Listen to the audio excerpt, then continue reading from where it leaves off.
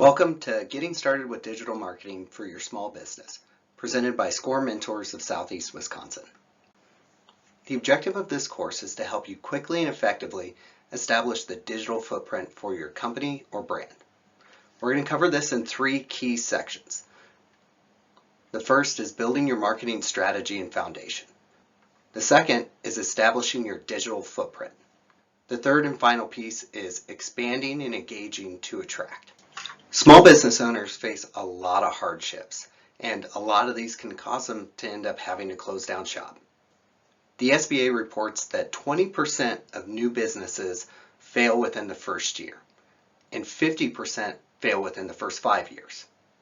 A report by SCORE notes that over 80% of businesses that close down experience cash flow issues. Many other publications like Forbes or Investopedia list marketing as one of the top reasons why small businesses tend to fail. This has a broad range of reasons, anywhere from not having a marketing plan at all, or marketing mishaps, to not marketing online or no social media presence. And that may seem like a lot, but SCORE is here to help. SCORE offers free small business mentoring from our local experts who have anywhere from a decade to multiple decades of experience within any given field. And our studies show that anybody who receives 3 or more hours of mentoring from one of our SCORE mentors report increased revenues. We also have a broad range of educational workshops like this. You can visit our Take a Workshop page today on our website and see the broad offering that we have and sign up today. We also have a huge range of free resources within our resource library. This can range from business plan templates to help you write a business plan, as well as financial planning templates, and even articles or blogs to find any information or guidance on whatever specific topic that you may need at any given point in time. One of the most important things to having an effective and strong digital marketing plan is having a strong marketing plan. The marketing plan comes first, and the digital marketing tactics will follow. The first step is building, defining, and documenting your marketing foundation and strategy around all the brand elements and audiences that you're going to go after, as well as what the competitive offer is that you provide to your customers and how that compares to your competitive set. Once you have your brand and your marketing strategy defined, we'll start to build your hub, that digital footprint or presence where you're going to funnel all your audience members and where you really have that best explanation of your brand, your business, and the services that you provide. Once you have your hub set up, it's time to start engaging with your target audience to attract more customers and get them to that hub so they can learn more about your business and the services that you provide. One of the first things that I'd highly recommend doing when establishing your brand and what your company is finding your why.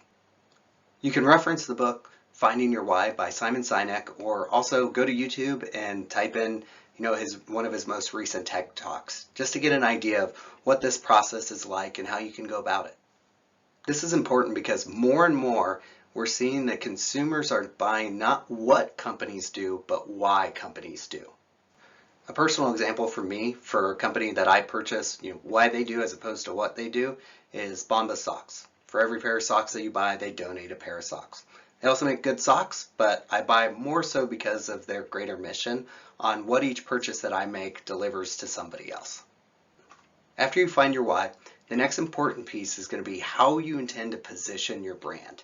And this is going to be incredibly important in ensuring that you have an offering in a service or product that's unique, as well as have a target audience that's large enough for your brand to be successful or sustainable, so you don't experience those cash flow issues that we talked about in the beginning of the presentation. You want to start with the yellow circle and by defining your target audience. And you want to be as specific as possible. This is absolutely critical, because if you're targeting everyone, you're really targeting no one. Once you get through this, it's going to make decision making for your business a lot easier, because you'll be able to focus in on what's most important for the people that you care the most about for your business to be successful. In order to help you define your target audience, I'd highly recommend using a software that can help you create these. There's a lot of them out there and available today. You can literally Google marketing persona generator and options will come up. We have one on the slide here. HubSpot's a good example of one that I've used in the past. And again, this is just going to help make that process easier for you. The next part is you want to dig into your competitors. You want to make sure that you have a good understanding of what they provide and how you're going to stack up versus their offerings. You can do this by creating a simple landscape in Excel. We have an example here on the slide. Normally I like to take the top competitors and put them in the columns from left to right, and then take the most important attributes that your customers or target audience are going to care about and force rank those from top to bottom, most important to least important, and try to assess your competitors on each of those, as well as assess your own potential offering against those competitors to once again ensure that you're going to provide something that's unique and valuable. Once you have a good understanding of who your target audience is and what your competitors provide, you can start to really hone in on the things that you do differently and uniquely for that target audience. And this part of overlap is the part that's highlighted in green with a check mark on it. And that's where you really want to focus all your time and effort. And this is going to be the foundation of your brand positioning statement and really encompass the why behind what you're doing and why you have your business, as well as start to funnel into the how and the what you're doing as well. And the most important part of the brand positioning statement is this is going to be the piece of information that your target audience group is going to most strongly connect with. We have a simple framework to help guide you on how to create your brand positioning statement, and I'm going to show you how we've utilized this as SCORE and populated this for our brand. For insert target market, insert your company name is insert company descriptor, that insert primary customer benefit that differentiates your offering from competitors, giving insert emotional need received through delivery of customer benefit. Looking at how we've utilized this as SCORE, for small businesses, SCORE is a nationally supported local volunteer mentor organization powered by the SBA that helps small businesses at all stages of their life cycle successfully achieve their goals through free, personalized, and actionable mentoring, giving customers the tools, confidence, and peace of mind that they can achieve success.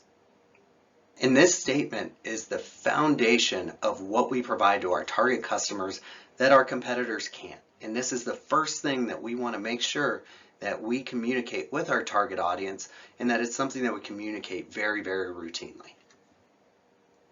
Once you've defined what you want to communicate to your target audience and your brand positioning message, the next part is how do you want to deliver that message? What's the personality of your brand going to be? The first part is deciding what brand archetype that you want to associate your company with. There's 12 different archetypes, and they all represent different types of personalities that your brand could follow. Some good examples are one, the hero. The heroes are all about making the world a better place. Some good examples of that are Nike or Apple. How can we continue to solve people's problems and make things easier and better? The second one is the rebel. The rebel archetype is all about pushing the limits and breaking the rules, doing things on your own terms. And a great example of this is Harley Davidson. The third one is the sage.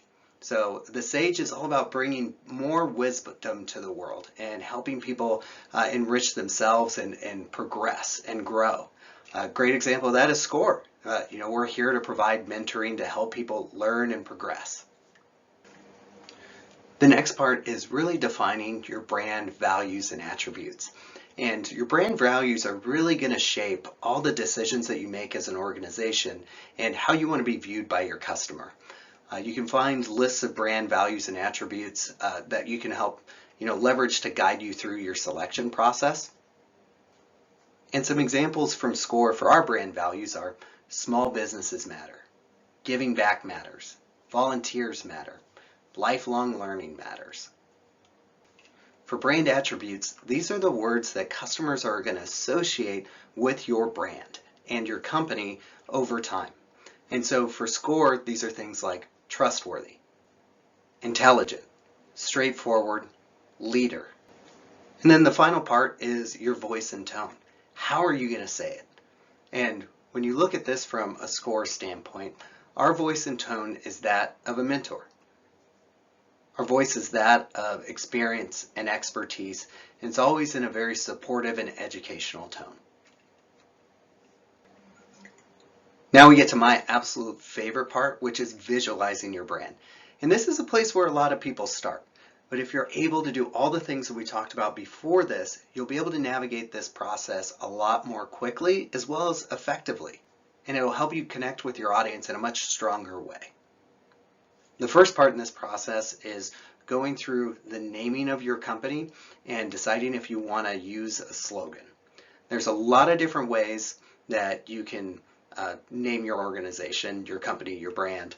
It could be a very descriptive name like Capital Cleaners. It could be an abbreviation like IBM or IKEA, or SCORE, for example, is an abbreviation.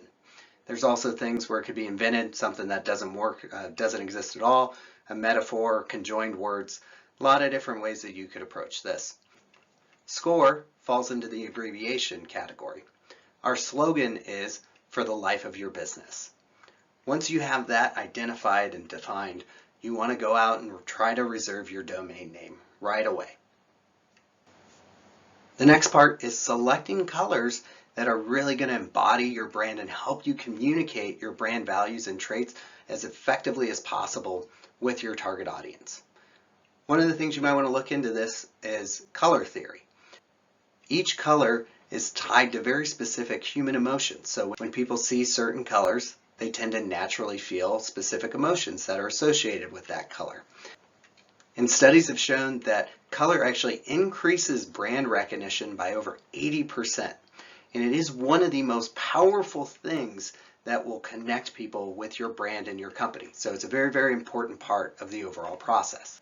So think of your brand's values and attributes and what you're trying to communicate through your brand and your name and everything that you provide to a customer, and then try to pick colors that really align with that.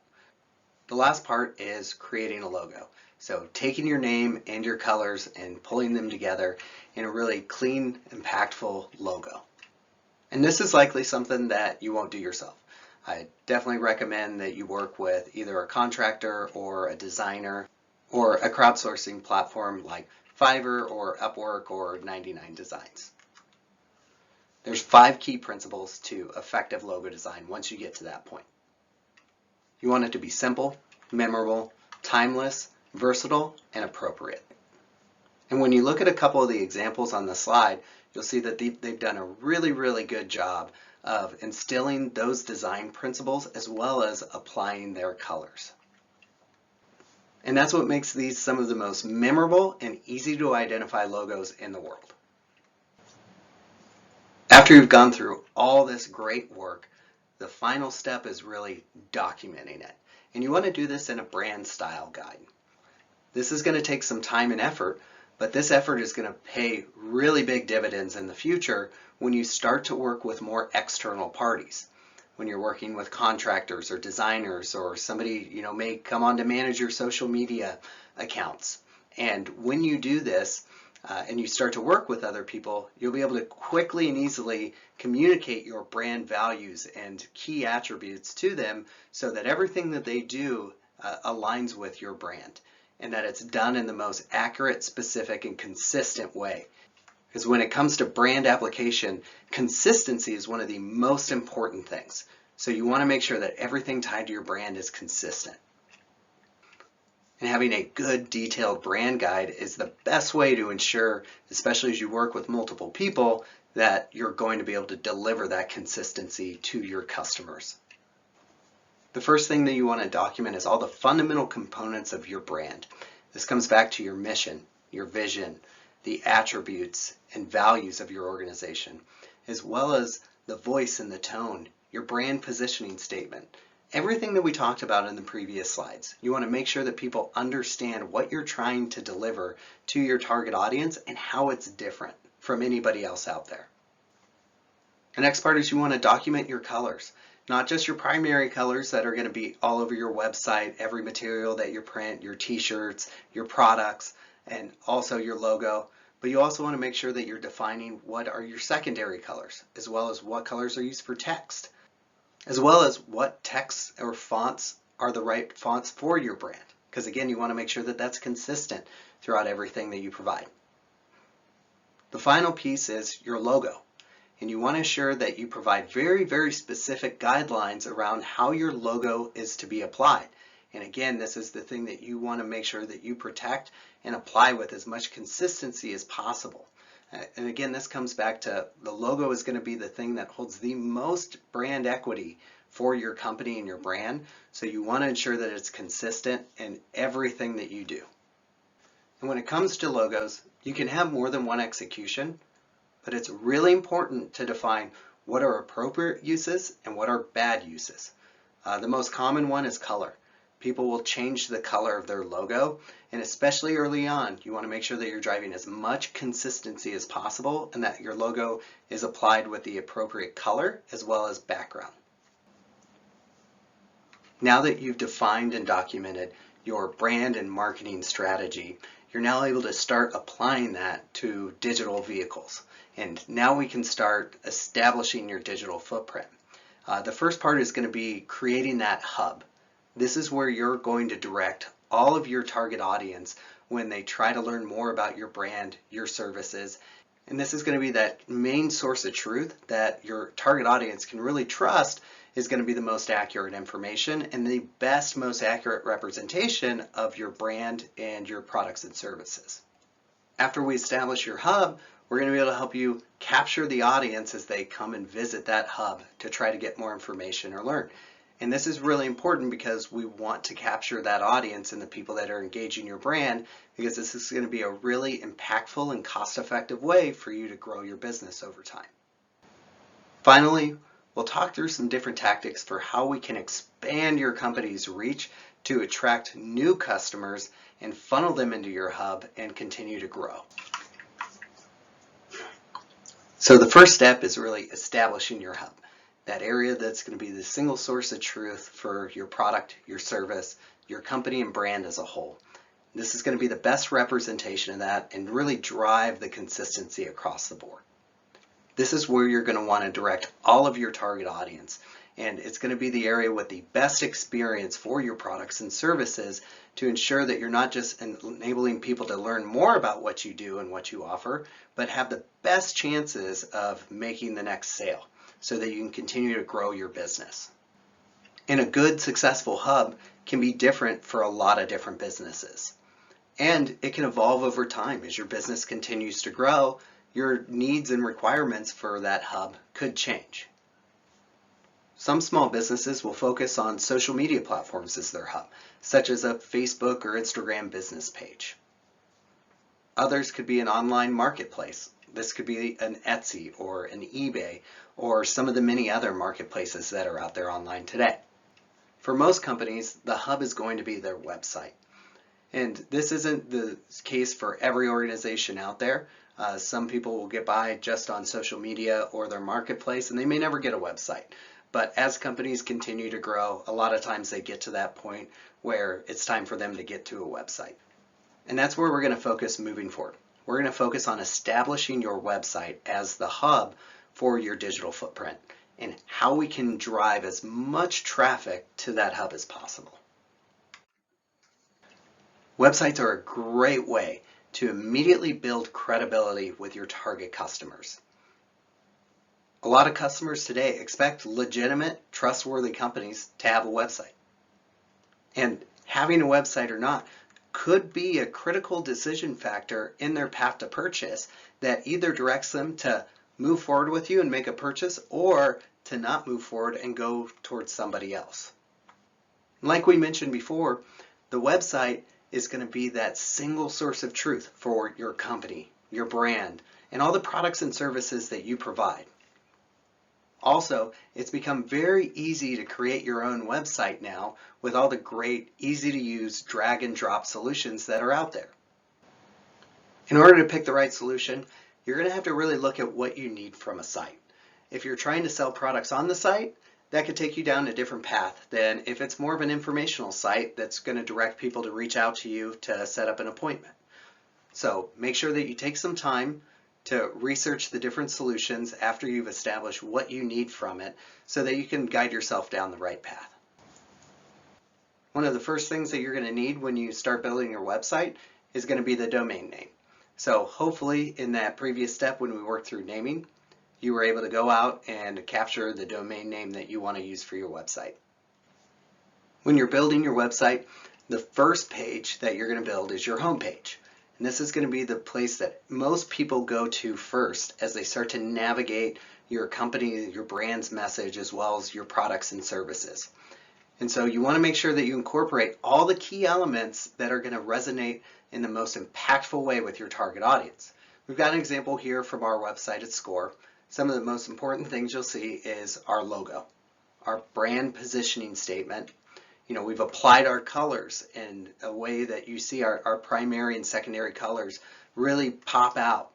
And then finally, images that really represent the products and services that we provide to our customers and target audience so that we can try to make the best and strongest connection right out of the gate. Once you have your website set up, you want to ensure that you're able to capture the traffic of people that you're going to start sending to your website. One of the most impactful ways to do this is by email marketing. You can quickly create a pop-up on your website that will enable you to capture customers' email addresses. You've probably seen these on a ton of websites out there, but it's a really quick, easy, and effective way to ensure that you're capturing those people that are already showing interest in your brand and your products and your services.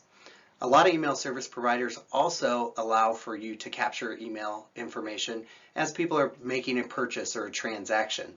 So at each different point throughout that purchasing process, you have opportunities to capture that audience. And this is really important for establishing a foundation for your business as well as growing, because generally it's much more cost effective to drive add-on sales to existing customers than it is to acquire new customers.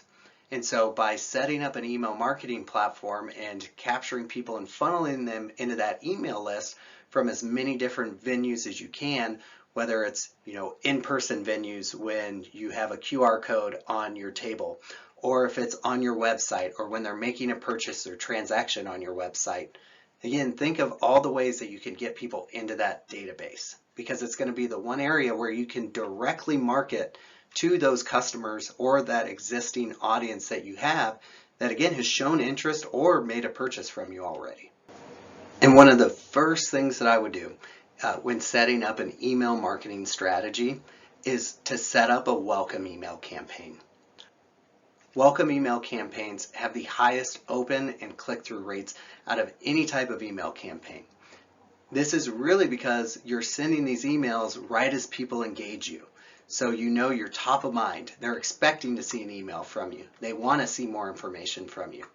And this is a great opportunity to share with them the services that you provide, some of your best-selling items, anything that you think would be valuable for them to know within that first 10 critical days. You want to make sure that you're sharing that information, and an email welcome campaign is a great way to do that. Once you have your website set up and you're ready to start capturing the traffic that's going to come through your website, it's time to start helping your audience find your website and direct them to it. And one of the most important things that comes from this is you want to make sure that it comes up in search results when people type in something that's close to your business or the products or services that you provide. So one of the most important things in helping people find your website is just having a local website. So we've already talked through that part and how to get set up and get running on a website. The next part is backlinking, or having your website connected to other pages which are viewed as highly relevant and trustworthy sources of information. And one of the most powerful and important sites for backlinking is Facebook. And this really directs you to having a Facebook page that links to your website is one of the most impactful ways that you can actually elevate your search results. And then the final piece is having a Google My Business profile. So when you go and Google a business, where do I want to go out to eat? Where do I want to go shopping for a certain type of clothes? When you have that profile come up with all the options, that's their Google My Business account. This is a great thing with these three things working in tandem: your website, Facebook page that's backlinked to your website, and then Google My Business page also backlinked to your site with all the same consistent information can really have a powerful impact on your discoverability, which really comes back to making sure that you come up as high as possible in that first page of search results for things that are like products. And on the right-hand side, you'll see how this plays out in reality with one of our real SCORE branches in Cleveland, Ohio, when you type in SCORE Mentors Cleveland, Ohio. And what you'll see is the first one is our website, so the local website for that chapter. Then you'll see the Google My Business page. And the third part you'll see is the Facebook page. So again, all at the top of the list for what comes up in those search results. One note tied to Google My Business: if you don't have a physical location, that's okay. You can still set up a Google My Business profile, and you can have it be within your service area, not necessarily an exact physical location, but you will need an address. It doesn't need to be published, but you do need to have your business address where your business mail gets sent in order to set up a Google My Business profile. And there's some other key metrics that really influence your discoverability. One is the consistency and completeness of your information. So within all the platforms, your website, Facebook, Google My Business, any other social media platforms that are backlinked to your website, you want to ensure that your business information is complete and consistent. The next is user reviews. So whether it's on Facebook or Google, you want to make sure that you're encouraging your audience and your trusted customers that have good experience to go and leave a review. You want to make sure that you have a constant flow of reviews coming in, because that makes a direct impact to your discoverability and where Google's going to put you within those search results. And then one of the other ones that you'll see here at the bottom of the list is local social activity. So you want to make sure that you're posting to your social media accounts routinely. So if you have a Facebook account that's tied to your website, Google My Business, you want to make sure that you're posting, call it once a week or a couple times a month. And we'll talk through what is the right cadence for your business. How often should you be posting on social media, and how can you dedicate time and build the right plan? And so why is this all important? How does this actually make an impact to where your business will come up in search results? If you go back to 2018, before SCORE implemented this program and this approach, you can see that we showed up in the top 1 search results, the top 3 search results, and the top 10 search results. So top 10 is that first page, which is really important to be in, that we showed up in those areas less than 50% of the time. After implementing this program where we are now we show up in those areas of top 1, 3, and 10 closer to 90% of the time. So you can see a huge direct impact of how this implementation strategy can really have a strong impact and benefit to making your site in that hub more discoverable for your target audience. For most people, getting set up on a Facebook page is something that I think a lot of us have done and we're fairly comfortable with. If you're looking for resources on that, we can definitely get you helped out. Google My Business, on the other hand, that's something that a lot of people may not have done and may feel a little less comfortable with. And we have a great 4-part series in our Take a Workshop section of our website with great recorded webinars and walkthroughs that will really help you get set up on Google, start to establish your business, start to set your products up to sell, and start to engage your customer base in a really effective way. So if you're looking for more resources on how to get set up on Google My Business, definitely check out our website. The next piece is social media marketing. This is one of the questions that I get the most is, what social media platform should I be on? Should I be on Facebook or Instagram or TikTok or Snapchat or Twitter? And I think the answer comes down to, you're going to have to decide what's right for your business based on your target audience. Because it always comes back to who you're trying to reach and where are they. And so you saw some of the benefits earlier of setting up a Facebook page. So that's highly impactful to your Google search results. So definitely something you want to consider. It's also the biggest audience. And it tends to be an area where a lot of B2C brands spend their time and focus. So if you're trying to sell directly to customers and not to other businesses, this could be a really good outlet for you. Instagram's another good option too. There's some people that have had a lot of success with Instagram, And one of the nice parts is that Facebook and Instagram do tie directly together, so you can start to get that extra benefit from setting up a Facebook and an Instagram and posting to both routinely. Because it can be as easy as clicking a button to say post to Instagram as well, and you can get that much more exposure. And then the next one's LinkedIn. Again, we talked about B2C versus B2B. If you're selling to businesses, LinkedIn could be a much more impactful strategy for you, as well as LinkedIn's a great place where a lot of people go to learn more and to try to better themselves. So it's a slightly different environment than what you have on Facebook or Instagram. One of the best analogies that I heard was that Facebook and Instagram are kind of like the backyard barbecue of social media, where Instagram's like the networking event of social media platforms, where people are going to make connections, they're going to learn, and they want to do business. People want to be sold things. Again, it's more of that business environment. Some other things to keep in mind, TikTok's another one that comes up. And one of the things that we've seen is looking at how Facebook and Instagram react to things like TikTok. And that's where you'll see the emergence of Reels. And so Facebook and Instagram are really, really supporting and promoting Reels right now in order to combat things like TikTok. And so again, given the size of the audience and how established Facebook and Instagram are, they're probably not going away, and they're definitely going to put a lot of effort and support. So one thing that I'd suggest is if you're on Facebook and Instagram, instead of trying to add a TikTok, maybe just try incorporating more Reels. And something for all these social media platforms is video's king. All of them are going to elevate video content above static content. So something to start trying and testing and get comfortable with. And it doesn't have to be anything more than having your phone out and just take a quick video. And so once you have your platform selected and you've started to set it up, you've taken all your brand elements and applied it to that social media page, now you have to start growing and engaging your audience so that you can funnel them to that hub. And so one of the first parts is how can you optimize your content? So we just mentioned that, video's king. That's if you have a post with video, it's going to be put in more spots that's going to allow you to get maximum exposure. Doesn't mean that all your posts have to be video. We definitely do a solid mix at SCORE. We try to do video as much as we can, but we leverage our static content as well. The next part is you want to build a routine, and you've got to figure out what's going to be right for you. I definitely say, try to start with at least once a week, no more than once a day.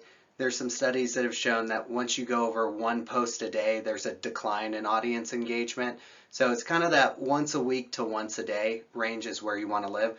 We live in the 3 to 4 times a week at SCORE, and there's times where we do post a couple times a day. And it's not always what we want to do, but it doesn't really have that big of a detriment to us.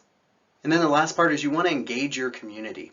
And this is one of the most important things, because for your posts to be seen by more people, you want people to engage them. In order to get engagement, you have to give engagement. So you want to make sure that you set aside time, every week, once a week, whatever it might be, to go out and engage other businesses, other people, the community that your company, your brand, really sells to, and make sure that you're engaging with them. So again, you got to give engagement to get engagement. Creating a lot of content and posting routinely can really become a lot. It can require a lot of time and effort. One thing that we've done at SCORE is leverage a social media scheduling tool. And there's a lot of them out there. So the one that we use is Soci, but we also use Constant Contact for email, which also has a social media posting or scheduling tool. And this is really important because what it allows you to do is set aside some time to create your content and then post it for a later date. That way you're not having to routinely throughout the week set time to create content and post. So you can do it for an entire month at the beginning of the month if you like. This has also been hugely helpful as we work with multiple different marketing agencies, and we're all creating different content for our calendar. And this allows us to make sure that we're all on the same page as we start to create and post content and schedule it to ensure that we're not getting into that situation where we're posting multiple times a day and starting to lose audience engagement. One of the most important things that we can do to really amplify and get the most out of our digital marketing strategy is to combine it with traditional marketing strategies. One of the most important, which a lot of businesses are going to do, whether it's pop-up shops or trade shows, is to leverage those in-person events that you're at to really drive people to your website, to your email database, to your social media. And this can be as simple as having a sign on your table that says, follow us on Facebook, follow us on LinkedIn, capturing people's contact information at a networking event, friending them on LinkedIn, and then inviting them to join your company page. But again, making sure that you're combining those in-person efforts with your digital marketing strategies. Another great opportunity is leveraging print. So a lot of things have really transitioned away from print based on the cost effectiveness of social media marketing, but there's still something to be said about having brochures or signage, which we have at a lot of the events that we hold, and making sure that they have a QR code that's directing people to the digital marketing locations, the hubs, or the social media platforms that you're really focused on. Another great way is looking at direct mail, where mail has kind of become more unique these days. Since not a lot of people do it, it's actually become a little bit more effective, but still not as cost effective as straight digital marketing tactics. And then another one is handwritten thank yous. There's nothing better than buying a handcrafted product from a local small business that has a thank you note in it, and again, a QR code or something that can direct people back to that hub where they can learn more or gather more information about the products. And then finally, local media, and looking for that earned media, or really things that aren't paid. And this can come back to having an effective grand opening or partnership, anything that would be enticing for your local audience that you can work with local publications on. And there's a lot of great opportunities for that. Another thing is having effective partners, looking for areas where you have the same goals and mission, but you might provide slightly different services to that same target audience. What that'll enable you to do is get access to some of that target audience that partner may have while sharing your audience. And really together we can be a lot stronger and better. And this can be a lot. This can all be overwhelming, so I want to make sure to provide a little bit of guidance on where to start. The first thing that I'd like to suggest is set up the big three if that's the right thing for your business. Have a website, a Facebook business page, and a Google My Business, because that's going to help people find you and make you more discoverable to your target audience. If Facebook's not right for you, maybe LinkedIn's the best thing. You could consider having both, but really I just focus on one out of the gate. And that's where it's really important to grow a single audience. It's much more impactful to have one really good audience as opposed to having a bunch of audiences on a bunch of different platforms that are all okay. So I definitely recommend, especially early on, focusing on a single platform and growing that audience and putting all your time and effort into that. And the third thing, I definitely suggest the email welcome campaign, because again, that's how you can really capture those people that are already engaging with your brand as they come to your website, make a purchase from you, and it will again be one of the most cost-effective ways for you to grow your business by adding those additional sales or repeat customers as opposed to trying to continually acquire new customers.